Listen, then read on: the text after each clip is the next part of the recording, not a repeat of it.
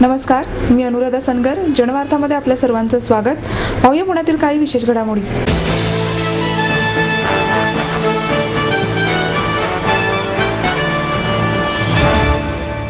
आषाढी एकादशी निमित्त प्रतिपंढरपूर समजल्या जाणाऱ्या विठ्ठलवाडीत भाविकांनी दर्शनासाठी उदंड गर्दी केली होती. शहरातील निवडुंगा विठोबा, पालखी विठोबा आणि पासोड्या विठोबा सारखी प्रमुख मंदिरे सोहळ्याकरता सज्ज झाली होती. विठ्ठलवाडी परिसरात दरवर्षीप्रमाणे मुलांसाठी पाळणे, खेळण्यांच्या गाड्या आणि खाद्यपदार्थांची दुकानेही भाविकांसाठी सज्ज झाली होती. मंदिर परिसरात पोलीस बंदोबस्तही वाढवण्यात आला होता. लाडक्या विठुरायाचे दर्शन घेण्याकरता भाविक पावसातून, चिखलातून पहाटेपासूनच रांगेने मंदिरात दर्शनासाठी येत होते. विविध संघटनांकडून आलेल्या भाविकांचे स्वागत केले जात होते. विठोबारायाचे रूप सुंदर, मोहक असल्याने वारकऱ्यांना विठोबा विविध रूपात दिसतो. कोणी त्याला माऊली म्हणते, तर कोणी त्याला बाप, तर कोणी बंधू म्हटले आहे. संतांनीही आपल्या अभंगातून विठ्ठलाच्या वेगवेगळ्या रूपांचे वर्णन केले आहे. कांदा मुळा भाजी, अवघी विठाई माझी, लसूण मिरची कोथिंबिरी, अवघा झाला माझा हरी, असे संत सावतामाळी म्हणतात. तेव्हा या संतांची भक्ती कशी त्यांच्या जीवनात पुरेपूर मुरलेली आहे हे आषाढी एकादशी निमित्ताने लक्षात येते. आणि आपल्या सर्व भक्तगणांना प्रिय असणारा हा पांडुरंग युगानुयुगे विटेवर उभा राहून भक्तांना दर्शन देत आहे.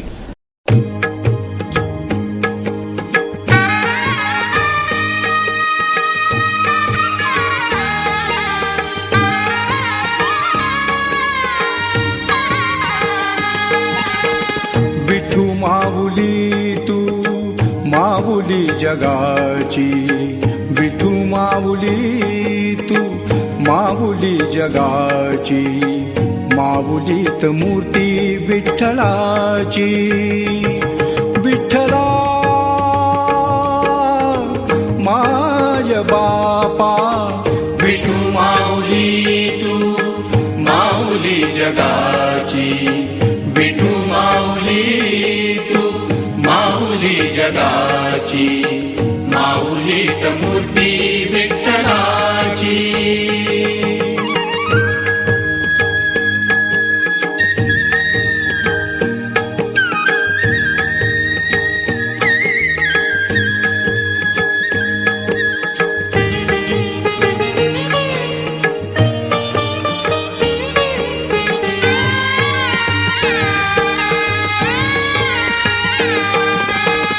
काय तुझी माया सांगू श्रीरंगा, काय तुझी माया सांगू श्रीरंगा, संसाराची पंढरी तू दिली पांडुरंगा. डोळ्यातून वाहे माय चंद्रभागा, अमृताची गोडी आज आलिया अभंगा. विठ्ठला पांडुरंगा, अभंगाला जोड टाळची पळ्यांची, अभंगाला जोड टाळची पळ्यांची, माऊलीत मूर्ती विठ्ठलाची. विठ्ठला माय बापा, विठू माऊली तू माऊली जगाची, विठू माऊली तू माऊली जगाची, माऊलीत मूर्ती विठ्ठलाची.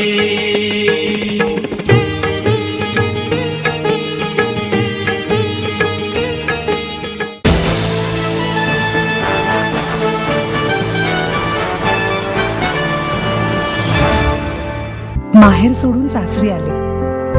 इथेही प्रेमाची, मायेची माणसं होती. पण माझं भविष्य सुरक्षित आहे याचा आनंद, आत्मविश्वास वाढवणारा होता. Samruddha Jeevan multistate multipurpose cooperative society limited. गुंतवणूक भावनांची, आनंद लक्षावधीचा.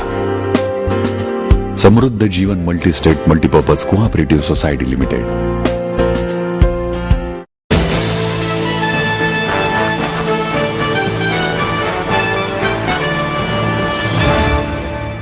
रिक्षा चालकांनी आपल्या विविध मागण्यांसाठी जिल्हाधिकारी कार्यालयासमोर जागर आंदोलन केले. कार्यालयासमोर संबळ वाजवून आपल्या मागण्या आणि समस्या नागरिक तसेच प्रशासनासमोर त्यांनी मांडल्या. यावेळी सीएनजी रांगेत कराव्या लागणाऱ्या प्रतीक्षेच्या बदल्यात प्रतितास रांगेचे उत्पन्न भाडेदरात मिळावे अशी मागणीही करण्यात आली. ऑटो रिक्षा चालक मालक संघटना कृती समितीच्या वतीने हे आंदोलन करण्यात आले. रिक्षा चालक कल्याणकारी मंडळाची रूपरेषा संघटनांशी चर्चा करूनच तयार करावी. प्राथमिक शाळेतील 10 विद्यार्थ्यांच्या वाहतुकीस परवानगी द्यावी. सीएनजीचा प्रश्न सोडवावा.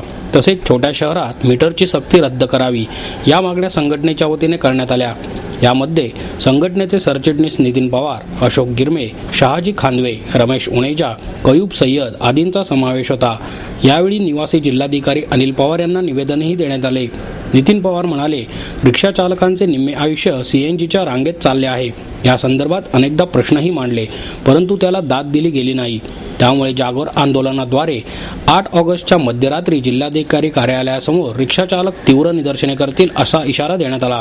या संदर्भात आमदार मोहन जोशी यांनी विधिमंडळात औचित्याच्या मुद्द्यावरून प्रश्न विचारला असता सभापतींनी 30 मे पूर्वी रिक्षा चालकांच्या प्रतिनिधींसह बैठक घेण्यास सांगितले.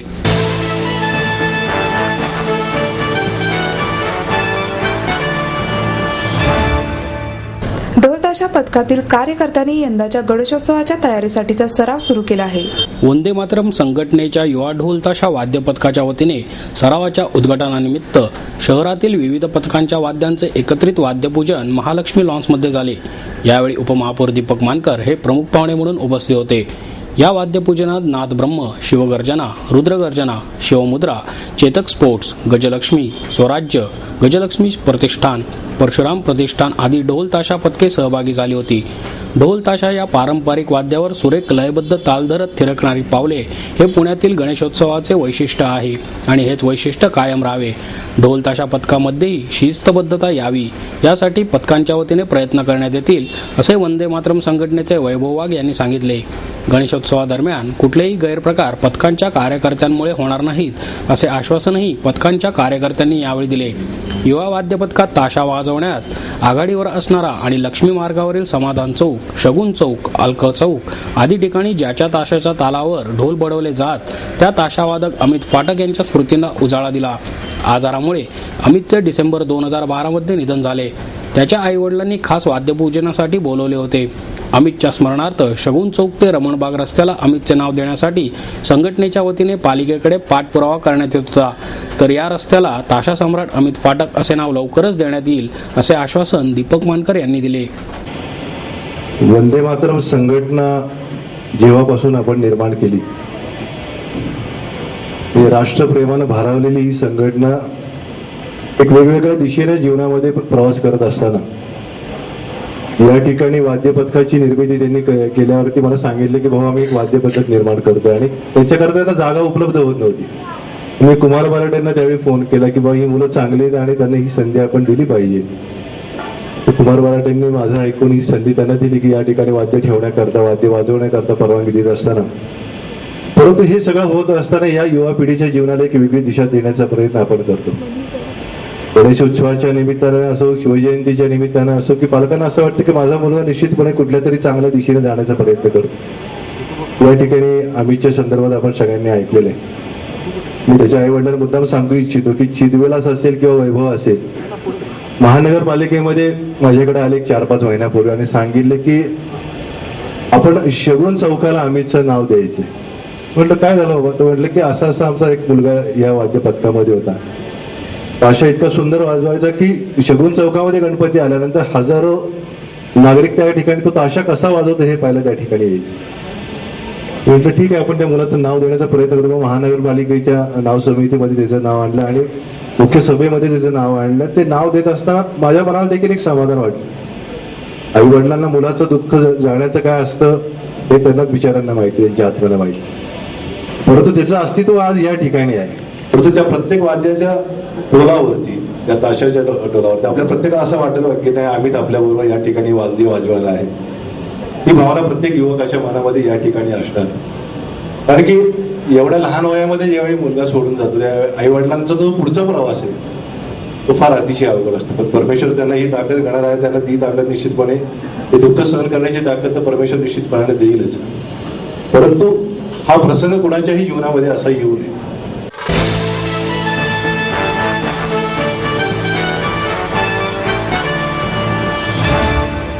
आई वडिलांनी पै पै जमवून मला शिकवण्याचा निर्णय घेतलेला कळत होता. माझ्या उच्च शिक्षणासाठी त्यांनी मला कायमचा आधार मिळवून दिला होता.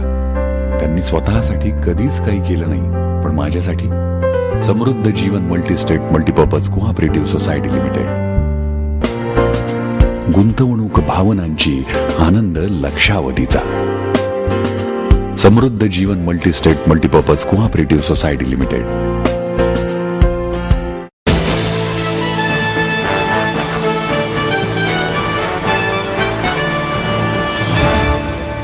उपमुख्यमंत्री अजित पवार यांच्या वाढदिवसाच्या निमित्ताने सर्वोदय प्रतिष्ठानच्या वतीने 22 जुलै रोजी रक्तदान शिबिराचे आयोजन करण्यात आले आहे. जंगली महाराज रोडवरील संभाजी उद्यानात सकाळी 7 ते दुपारी 3 या वेळेत हे शिबिर होणार आहे. रक्तदान शिबिर कार्यक्रमाला अभिनेता अक्षय कुमार प्रमुख पाहुणा म्हणून उपस्थित राहणार आहे. Fergusson college, Bharati Vidyapeeth, modern college, Garware college, BMCC या ठिकाणी रक्तदात्यांची नावनोंदणी करण्याची सोय केली आहे. शिबिरास्थळी 500 खाटांची सोय करण्यात येणार आहे असेही यावेळी सांगण्यात आले.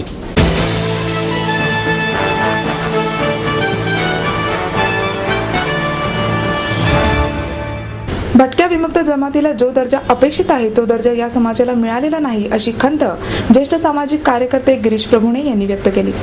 सोलापूरचे माजी महापौर भीमराव जाधव यांच्या जीवनावर आधारित चित्रपटाच्या DVDचे प्रकाशन प्रभुणे यांच्या हस्ते करण्यात आले. या प्रसंगी दिग्दर्शक प्राध्यापक विलास पाटील, रवी मुकुल, सतीश जकात्तार व्यासपीठावर उपस्थित होते. प्रभुणे म्हणाले, भटकी विमुक्त जमात गुन्हेगार नव्हतीच, ते लढवय्ये होते. ब्रिटिशांनी त्यांचे राज्य सुरळीत चालावे म्हणून त्यांना गुन्हेगार ठरवले, पण अजूनही या जमातीवर गुन्हेगारीचा ठपका आहेच. जाधव म्हणाले, गुन्हेगाराच्या घरात जन्माला येणाऱ्या बाळालाही गुन्हेगार ठरवायचे असा कायदा कोणत्याच देशात नाही, पण ब्रिटिशांनी आपल्या देशात तो कायदा आणला. बेरड, रामोशी, गोसावी, कैकाडी, वडार, पात्रूट या समाजांनी शिवाजी महाराजांची मावळे बनून मदत केली होती.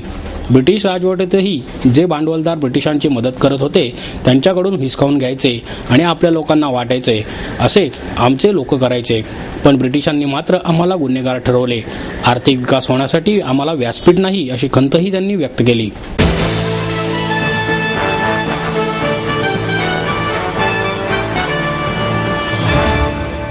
आपको देता है एडमिशन के साथ अपॉइंटमेंट लेटर भी. B civil, computers, electronics, electronic and telecommunications, IT and mechanical. MA Computers, Electronics, IT and Mechanical, Diploma Engineering, Mechanical and Computer, MBA Finance, HR and Marketing, BCA, BBA, MBA and MCA for Engineering और साथ ही D.Pharm, B.Pharm और M.Pharm भी. Siddhant International School CBSE from nursery to 5th standard. Siddhant College. Transport एवं hostel facility, 22 एकड़ का विशाल campus, AICT Delhi और Pune university द्वारा मान्यता प्राप्त.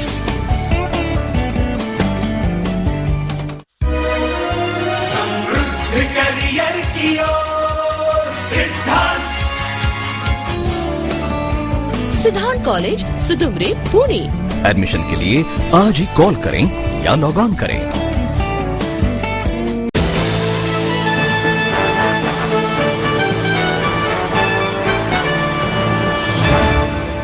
मुख्य प्रवाहात आणण्यासाठी नक्षलवादांच्या व्यथा जाणून घेणे गरजेचे आहे असे मत चर्चासत्रात तज्ज्ञांनी व्यक्त केले. लोकशाहीर अण्णाभाऊ साठे यांच्या स्मृतिदिनानिमित्त महाराष्ट्र प्रदेश झोपडपट्टी सुरक्षा दलाच्या वतीने देशातील नक्षलवाद कसा थांबवता येईल या विषयावर आयोजित चर्चासत्रात तज्ज्ञांनी नक्षलवादाच्या सद्यस्थितीवर चर्चा केली. ज्येष्ठ विचारवंत प्राध्यापक रतनलाल सोनाग्रा, कृषी विकास परिषदेचे उपाध्यक्ष विजय कोलते, माजी IPS अधिकारी सुरेश खोपडे, डॉक्टर अनिस चिस्ती, डॉक्टर वृषाली रणधीर, प्राध्यापक ईश्वर सोमनाथे, भगवानराव वैराट या चर्चासत्रामध्ये सहभागी झाले होते. जेव्हा पोटाला भाकरी मिळत नाही त्यावेळी नक्षलवादी निर्माण होतात. तरुणांना नोकरी आणि गरिबांना अन्न नाही, त्यामुळे सरकारविरोधी असंतोष वाढत असून त्यामुळे ते नक्षलवादाकडे वळत आहेत. या तरुणांना मुख्य प्रवाहात आणण्यासाठी त्यांच्या व्यथा जाणून घेण्याची गरज आहे असे मत या चर्चासत्रात तज्ज्ञांनी व्यक्त केले.